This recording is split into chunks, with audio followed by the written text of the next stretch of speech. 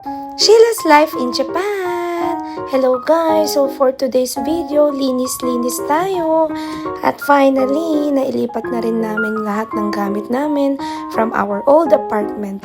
My old apartment and my husband's old apartment. Ayan nga lahat ng aming gamit guys.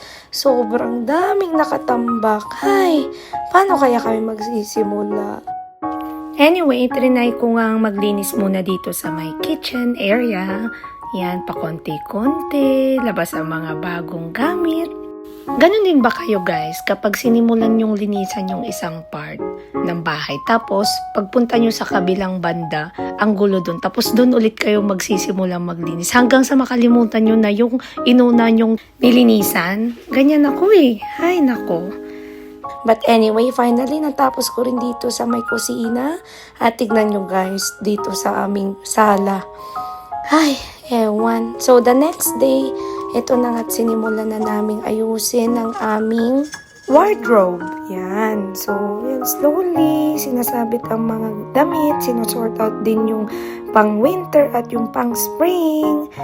Anyway guys, pagod na ang mga persons. Kaya, see you on my next vlog. Bye!